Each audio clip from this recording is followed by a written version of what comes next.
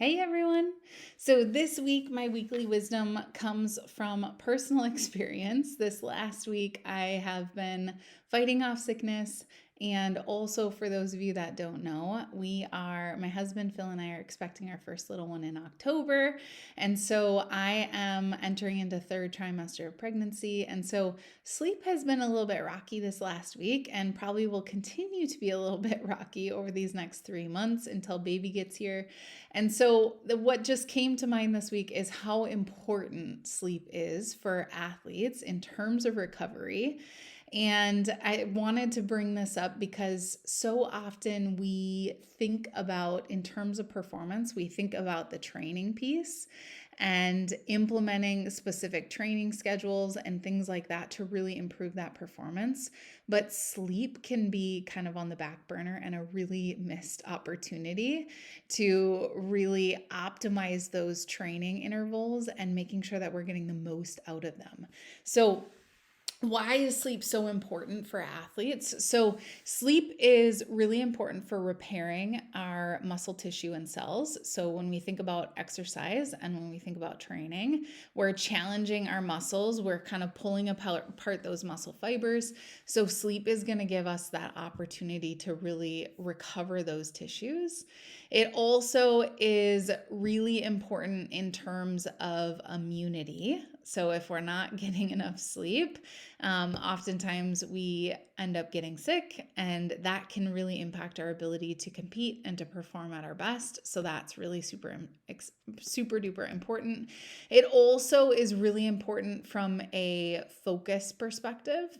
So we're going to talk a little bit more about that. So, in terms of benefits, if we can really focus on sleep as an athlete and making sure that we're optimizing at least 8 hours of sleep a night, there's research that actually shows I think it was 160 athletes they did a study on, and they monitored if they were having less sleep, less than 8 hours of sleep, or more than 8 hours of sleep.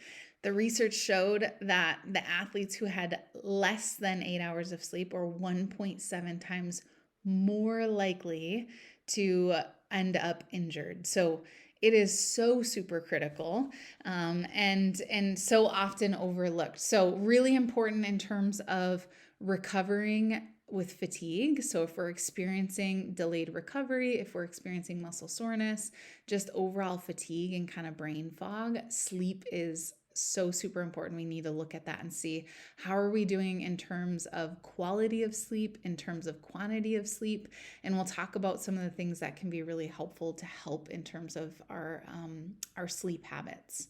So it also is really important from the performance perspective. So our focus, our agility. So there's research that shows athletes who are getting more sleep have improved sprint times, improvements in especially those like hand-eye coordination sports, tennis, for instance, baseball.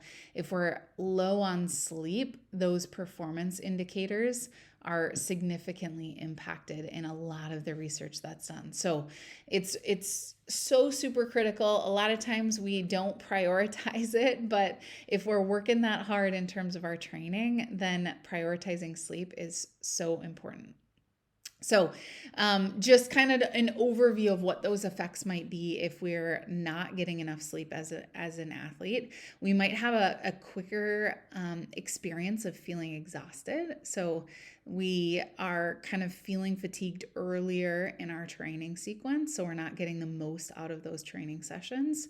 So that's a really important piece. We talked about the injury piece. So making sure that we're getting enough sleep so we're not increasing that risk of injury, because that totally is going to impact our ability to perform and compete. In terms of decreased performance, slower reaction time, slower paces, those sprint paces. There's a lot of research in swimmers, in runners, how it impacts those pace and the ability to compete at the same level and the same times when we're lack of sleep. We talked about the accuracy piece, poor decision making. So, thinking about a night of just really rocky sleep, you wake up, you're kind of groggy, your reaction time, just in general, in all actions of life. So, especially if you're a student athlete, it's not only impacting you in your sport, it's also going to impact you in your studies, in your job, whatever it might be. It's going to kind of transpire in all of those different areas. So, just quickly, what can we do in terms of improving the amount of sleep that we're getting and also quality of sleep? So, we want to be aiming for at least 8 hours of sleep. If you are a younger athlete and you're still in the process of growing and developing, that amount of sleep is even higher than 8 hours a night. But if we can get 8 hours a night, that is a huge kind of like cutoff point of where the research shows a lot of those performance decrements. So, what can help with achieving those 8 hours of sleep? Avoiding alcohol, especially in the evenings close to when you're heading to bed. Coffee is a big one. So, if we are having coffee in the afternoons, a lot of times we think, oh, as long as I'm not having it, like right before bed, but the half life of coffee is pretty hefty. I want to say it's like 8 hours or 6 hours. So that means that that caffeine is half as active at that half life point. And so if we're having coffee, especially in the afternoons, depending on your sensitivity to caffeine, that can really impact your quality and ability to sleep. And then also large meals at night. So occasionally we'll talk about adding in a snack before going to bed because we need to get enough nutrients to perform at our best. But if we're delaying that last meal and we're eating a large meal before we go to bed, which I totally did last night, it actually impacts your ability to get quality sleep because when you're sleeping, your digestion and absorption actually slows down. Your body's not focused on digestion and absorption. And so it takes longer to absorb those nutrients. It's pulling energy from other areas that are typically optimized during that sleep process and recovery process. And so really important to think about that dinner meal timing and making sure that we're not delaying dinner really late and having a large dinner before we go to bed. Having a snack is super fantastic. We just don't want a huge meal right before we're heading to bed if we can avoid it. Sometimes we can't, right? Like if we have a late night competition and we need to do a post-game meal, it can be really hard to avoid that. But when we can, really being mindful of that. Having a sleep schedule. So thinking about when your day starts and counting backwards of because usually that's when we need to be up, right? Whatever time that is in the morning, but counting backwards and figuring out what is 8 hours of sleep. And your schedule might be different from day to day, but depending on training, depending on school, depending on work. But really looking at your schedule and figuring out how am I going to get at least 8 hours of sleep and making a diligent effort of when that time is when I need to go to bed to make sure that I'm getting at least 8 hours of sleep. Blue light before bed. This is another big one. And if we are on our phones, which I'm totally guilty of it as well, but if we're laying in bed or sitting up watching TV at night, that blue light stimulation actually is impacting your circadian rhythm. So if you have to be on electronics, if you can put it in at least a sleep mode or a blue light filter so you're not getting that blue light exposure. But also just thinking about in terms of that sleep schedule, what is your sleep routine? So how do you wind down at night? Is it taking a shower? Is it drinking a cup of tea?